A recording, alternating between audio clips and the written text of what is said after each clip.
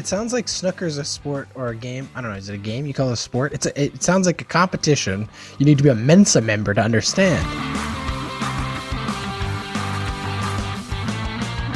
Hello, welcome to Hat Trick. I'm Jordan Deller-Coltman. I am joined, as always, by my brother Braden Deller-Coltman. And this week, we have the one, the only Elliott Tanti back with us. He's taken a week off to recover after, some really difficult and in-depth analysis that he gave us 2 or 3 weeks ago. Elliott, welcome back to the pod. How you doing? I'm doing well. You know what? A healthy rest schedule is critical to any peak performer. And so, I really take my rest seriously. Absolutely. Braden, you seem well rested. You look fresh, ready to go. Still unshaven. I'm actually a little under the weather. It turns out that there are common colds still in existence beyond this virus, COVID. So beyond being a little under the weather, I'm doing all right. How inconvenient. All right, well, we shall persevere. Perhaps Elliott with his fresh and well-rested, I don't know, physique? What am I supposed to say there? That joke didn't have a punchline. He'll carry you through. Minutes a night, just like Darnell Nurse. There you go. All right, let's get to it. This is Hat Trick. Okay, topic 1 this week.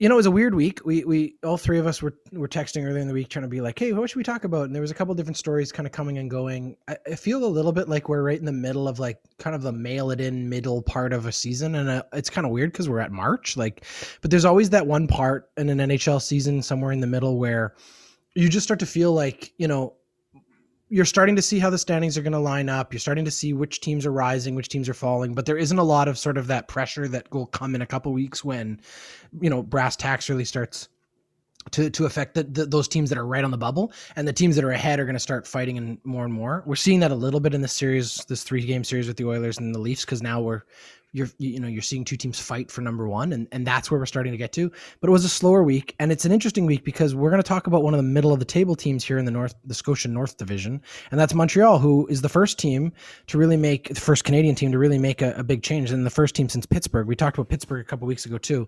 Montreal firing Claude Julien, shaking up their coaching staff.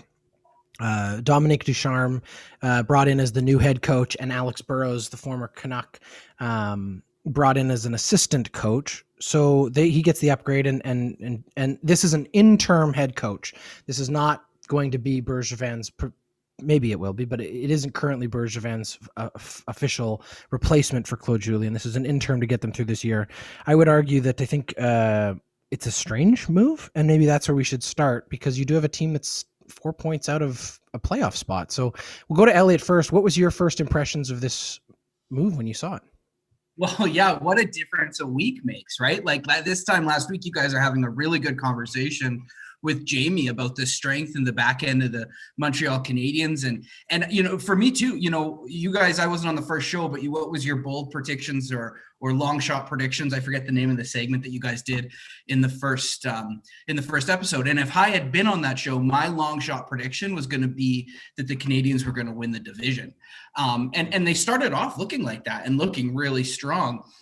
So, a really sharp and aggressive move by Bergevin, but clearly it was a team headed in the wrong direction. They've lost now 5 straight. When they made the change, 4 straight. They had given up all of that ground that they had secured in that with that first little bit of the season where they were so strong. I remember that they swept the Oilers, and I was a bit shocked. He was a bit shocked at that. And so, in a lot of senses, it makes sense. It's clear Bergevin has an idea around the way in which the team should be going and where they should be at, and they weren't at that level. So with 4th place and just hanging on to a playoff spot was not that, and he had to make a move. I don't want to rehash ideas from other podcasts, but there's an interesting point Elliot Friedman made on his 31 Thoughts podcast around how much money Montreal spent last summer. It's like far and above any other team. And I think that there's some real expectations around what the team was going to do this year. And that was not where they're at. And clearly he felt a swift decision had to be made. And this is about as swift as you can get. So those are my thoughts. Braden? Yeah, I think I was just as confused as everybody else when it happened. This team is on fire to start the season, like Elliott just mentioned, and they're now on a 5-game losing streak. When it comes to a swift decision to improve the team, I don't understand quite how promoting your assistant coach to run the operations is that. It didn't make sense to me. This is just, I'd chalk this up to another one of Marc Bergevin's hasty moves. Well, that's interesting because, again, last week we did spend a lot of time on the Montreal Canadiens, which is kind of ironic. And perhaps we were the, we have joked at length about how Braden likes to jinx players on the Oilers. Perhaps Braden was part of the jinx on the Montreal Canadiens here because we spent so much time on them. And then, like 3 days later, boom, this happened. What's interesting, though, for me, I think, is Bergevin spoke about this. Obviously, he had a press conference. And one of the things he mentioned was that this was something that was a bigger picture kind of decision. This wasn't necessarily a move made just based on this performances so far this season. And that perhaps when you look back at how the team performed last year, they felt like they were starting to see some of the same habits come out. There's a couple things happen when you're working through a season. I think with certain teams, they make decisions based on personnel in the moment about whether or not players are working, whether or not coaches are have the room and all those kind of things. But sometimes it's also just systems aren't working. And I think he was feeling like maybe Claude Julien's system isn't working here. Maybe the way that he's running this team, these guys, even with the new people that he brought in, just isn't going to work. And he felt like it was time to make a decision. So I think it was a much longer term evaluation than just this season. Because you're right. They started off really well and there's room to improve, but they're also, they can make the playoffs still. 5 goals for is a goal differential. With that back end, that top 4, and those 2 goalies, I think the team should be better than that. And goal differentiation is also a good indication for where you are in the standings. Are you guys? What do you think about Bergevin? It seems like it's either you love him or you hate him. Where are you guys sitting? Yeah, I've never been a big fan. I think that I just think you look at some of the moves and you can praise some of his offseason moves, but like you said, he spent a lot of money, and that's always gonna, make a team better when it comes to improving certain holes that you need to fill. But spending money makes a team better. And when you look at what they did this year, Toffoli, Anderson, I think that they improved what they had before, and the only way they could do that was with the money that they spent. Right. When it comes to following through on a lot of those decisions, though, like your head coaching decision, I think that he missed the boat here. Well, I've never been a huge fan of Marc Bergevin. The decisions he makes.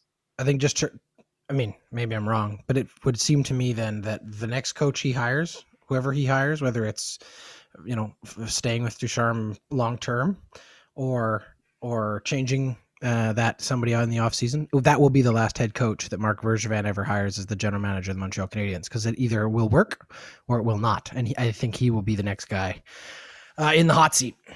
All right, that's topic 1. We'll leave it there. Topic 2 this week is brought to us by Busy Bee Vegan. Are you feeling hungry? Busy Bee Vegan is a plant-based meal prep service offering pre-made, delicious, and healthy plant-based meals to the Greater Toronto area. Whether you're curious about plant-based vegan eating, looking to improve your overall health and wellness, or simply too busy to cook, Busy Bee is for you. Their plans are focused on eating clean without sacrificing taste and contributing to a healthy planet. They have made it super simple. Choose and order your meals from the multiple plans they offer, and they will deliver your meals in environmentally friendly compostable containers right to your door. You can find them on Instagram at Busy Bee Vegan Meals or on Facebook at Busy Bee Vegan. Go check out a small local business in Toronto and save the hassle of COVID grocery shopping and cooking. Let the Busy Bees feed you buzz-worthy meals. Okay, topic 2 this week, we're going to pick up right where we left off, but we're going to go in a slightly different direction, a tangent, if you will. We talked just at the end there about how Bergevin's next general manager will probably be his next coach will probably be his last, because he is in the hot seat. So we wanted to play a little game of hat-trick hot seat and just go around and see who you have in the hot seat and who is next on the chopping block in the NHL when it comes to pressure for their job. Whose job is on the line here, and who could we see, and who maybe we'll have to have another one of these topics dedicated to figuring out why on earth they don't have a job. Braden, do you want to start us off? Who is in the hot seat for you? I'd say the person that is in the hot seat is always seemingly in the hot seat, whether or not he's in the hot seat or not in the hot seat. And the pick I have here is John Tortorella, the coach of the Columbus Blue Jackets. They have he's been the coach there since 2015. His first season, they missed the playoffs. Second season, they lost in the first round. Third season, lost in the first round. Fourth season, lost in the second round. And last year, they lost in the first round. This team is built to win, in my opinion. And I think that there is, we saw earlier this season, there was controversy around Pierre-Luc Dubois and whether or not John Tortorella was the factor that made him eventually move on to Winnipeg. The minute that trade happened, Patrick Laine ended up on the team. Patrick Laine and Torts got into some sort of issue there. I just think that there's a little bit too much weight there when it comes to John Tortorella. And I think that this Columbus Blue Jackets team might need to relieve John Tortorella of his duties to reach their full potential. There you go. Elliott, who do you have in the hot seat? Yeah, so I'm not as studious as Braden. I really only spend time looking at the North Division and these Canadian teams. And I got to say, if you're going to ask me last week, there's going to be a Canadian team coach getting fired, I would not have picked the Montreal Canadiens. I would have picked Jeff Ward and the Calgary Flames after, a really, really tough sled. I think they lost 5 straight, including getting swept by the Oilers, and then losing 6-1 to Ottawa this week. I mean, there's something in Calgary that's not working. I don't know what it is because, just as Brady said, I think the Flames are built to win. I think that there's lots of good pieces there, including a really strong goaltender that was just brought in this year. And something is not working, and I don't know what it is. But there's something not meshing. You're hearing maybe there's some internal dynamics that's not working. What's the missing piece? Something's out of place there. I don't know. I haven't heard Johnny Hockey's name in like 3 games that we've played against Calgary. Something is not working with the mix of players, and that team is built to be much better than it is. So Jeff Ward, in my mind, has to be on the hot seat, on the hat trick hot seat in Calgary. Yeah. And we talked a couple of weeks ago too about Sam Bennett, and that hasn't happened yet either. So there's definitely some. Yeah, I don't think we're going to see anything there happen until the off season. Well, maybe we'll see a coaching change, as Elliott predicts, or maybe it just feels like it may happen. Let's jump to me. I guess I'm last. Mine isn't a coach. I think that there's something different brewing out here in Vancouver. Travis Green is the coach. He's been the coach since 2017. I do think that he is in a warm seat. I think that there is definitely pressure now that this team is not doing well. However, you look at his track record, he's improved this team after the Sedins left and they sort of went into a baby rebuild. They've got some great young talent. They've gotten some depth and some developed players who have come up and played well. They have had some players who have struggled, Jake Virtanen, but he has moved them forward. They had a great playoff run last year. I think the hot seat out here is Jim Benning. I think we could see a GM change here before we see a coach change. And I know that's kind of weird, but sometimes you have to look at where the problem exists. And I think that getting the right players and personnel in front of this coach has been a problem out here. And secondly to that, keeping players in front of this coach has been a problem. They lost Tyler Toffoli. They lost Jacob Markstrom. Those are general management problems. They are not coaching problems. You can only coach the team in front of you. We all know, having watched the Oilers through the decade of darkness, that it didn't matter which coach, and God knows we had enough of them behind that bench. If the personnel in front can't perform night in and night out and be competitive, the coach can keep trying any different thing he wants. It ain't going to change anything. So I think Jim Benning is in the hot seat. That'd be my pick. How much do you think of that, just going to Benning? Because I think that's a really interesting idea to jump to the general manager spot. Really made a really strong bet on Thatcher Demko and on the goaltender of the future, and giving up Markstrom. I mean, you have to think that's if he is the one that's moved at some point here, you have to think that bet was the one that sort of was the final nail in the coffin. Well, that, and like I said, it's also the Jake Virtanen. He's bet on a few players who it just hasn't worked. He is, when he gets sort of in love with a certain player or a certain couple players together and they just doesn't work, he seems to not have an answer as to how to get another guy in there. Okay, I guess we'll leave it there. I can't believe the three of us finished the segment before the 5 minutes was up. Must be a short week. All right, good. That's where we'll leave that. I had nothing to say about Vancouver.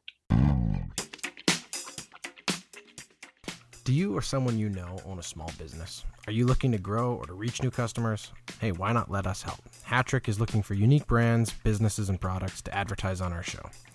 You can find out how we can help spread the word about your business by contacting us on Facebook, Instagram, or Twitter. All right, topic 3 this week is a surprise to both of my co-hosts. Neither of them know what we're about to do. Elliott thought we were doing hats off, so he has a hats off. So we will give him the honor of doing that at the end. But before that, using most of our 5 minutes here, we wanted to play a little game of Where Were You When? All right, I'm going to play you a little audio clip. And I want you to think back, put your memory caps on, and do a little time travel with me. Tell me where you were when. Niedermeyer regroups. Crosby over the line. Sidney Crosby can't bust in. Again, Again, he's on the ice with Iginla. Iginla scoping. Sidney Crosby, the golden goal, and Canada has once in a lifetime Olympic gold. Sidney Such Crosby, the elation. golden goal. 11 years ago today, gentlemen, we're recording this Sunday night. 11 years ago today. Where were you, Elliott Tanti, 11 years ago today? Oh, okay. So everyone can, yeah, that's so funny how everyone can name where they're. Okay, so I was in Vancouver. I had a crazy Olympics in that I was living there. My car had been stolen during the Olympic run and used in a bank robbery. My life. What? Yeah, that's a story for another day. I had 4 dudes that had just made the trip down to Edmonton, like living on the floor of my 2-bedroom apartment. My 2 roommates were just so pissed that I just allowed all these guys to like come down for 5 days. But I was working at Metrotown Mall and been scheduled for the shift during the game and was so mad that was the case. But I was the manager, and because no one else wanted to work, I was the only manager. So there was a television in Metrotown Mall out front with couches out front of the store that I was working in. And I basically just left the store and watched the entire with my headset on, obviously not doing my job. But I remember I watched the goal around, I think what had amassed probably 20, 25 different strangers in the mall, sort of huddled around a TV in typical Canadian fashion to watch this overtime. And then obviously they scored, and it was a momentous occasion. And I'll never forget, like it was sort of, at the time it was sort of par for the course because it was the Olympics. And so everyone was kind of huddled around TVs in Vancouver watching it because you were part of this whole situation. But now when I think back, like the world stopped for that overtime. And I remember looking at graphs after where like washroom use in major municipalities, like completely stopped in the third period in overtime. Those cities that monitored it, because it just like that game and that overtime captivated the nation. And for me, just a small 42-inch TV in the middle of Metrotown Mall in Vancouver. That's where I was. How about you, Brady? Do you remember where you were? I mean, I can barely remember where I am a couple weeks ago. But I gotta say, I mean, I watched every Braden game. doesn't know where he is right now. He has no idea where he is. I think I was just in front of the TV, like yelling, screaming, throwing shit. Probably had somebody pull my head out of the roof. Just such elation. That's all I remember, really, is just incredible elation. I think I moved to Vancouver the year after, so I think I was just really excited about the whole event and everything that was going on with Canada was winning it, everything, and then this, the anticipation of this game, and it was an overtime, and that's where I was. I was in the living room of an apartment on 12th and Spruce that Elliott had once called his bedroom. That living room, he lived on a futon there for a whole year. The year after that, he had moved out, as he mentioned. And then I was in that living room with my new roommate, David, and we watched that game. I was also working throughout the Olympics, as Elliott was, at a future shop. I got a job as a what's the word for it? Like an ambassador or something. My job was basically to walk around the streets during the Olympics and hand out Future Shop flyers. Future Shop doesn't even exist anymore, but like flyers, right? So basically I was being paid to give away free coupons and just hang out at the Olympics. And it was amazing.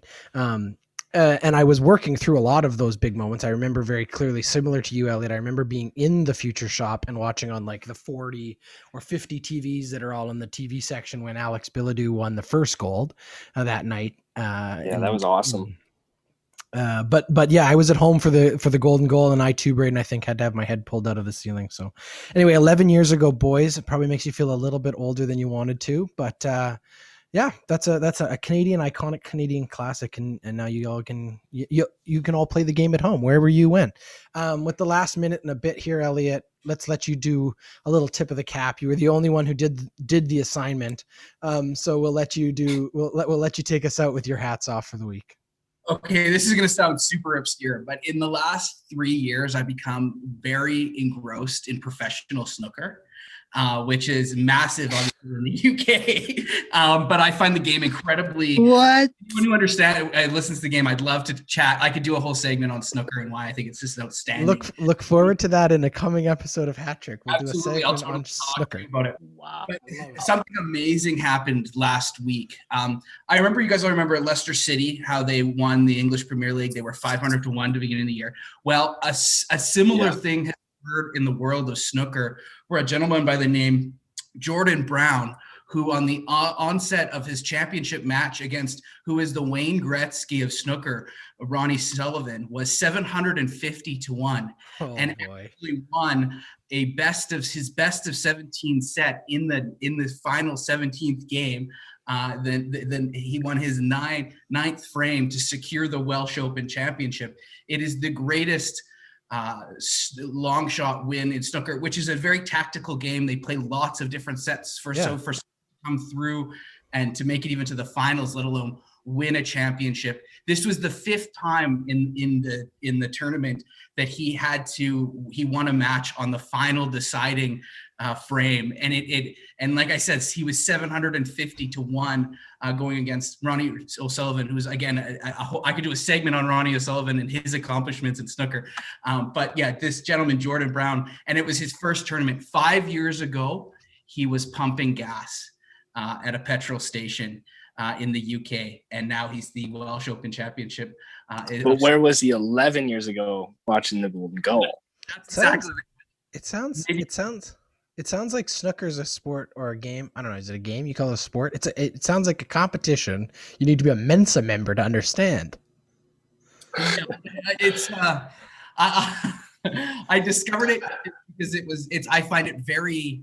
It's one of those games. It's so tactical and so smart, but I find it so relaxing to watch someone go on when you go on a run of multiple shots in a row. They call it a break, and to watch someone just clean up the table. There's something about my OCD or something about my personality that I just find so relaxing, watching someone with complete command of the cue ball running through all 15 of the reds and all 7 of the colors multiple times. Let me get this straight. This is the sport that you find like on cruise ships, right?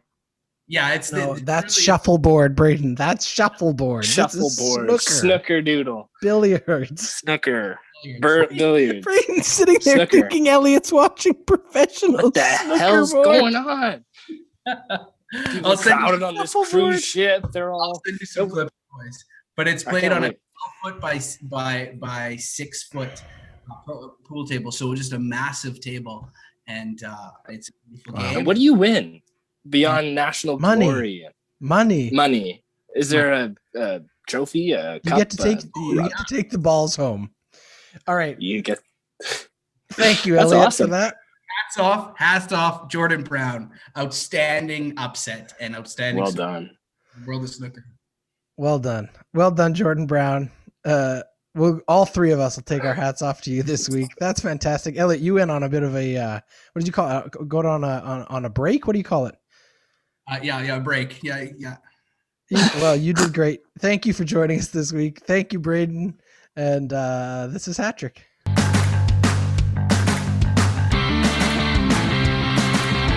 Hat Trick is a member of the Ordinary Podcasting Network. Produced every week by Jordan Dowler Coleman and Braden Dowler Coleman. And follow us on Instagram, Twitter, and Facebook. Thanks for listening. There you go. That was I fun. want to know more about snooker. Is it snooker or schnooker? Snooker. Like you gotta Snooker.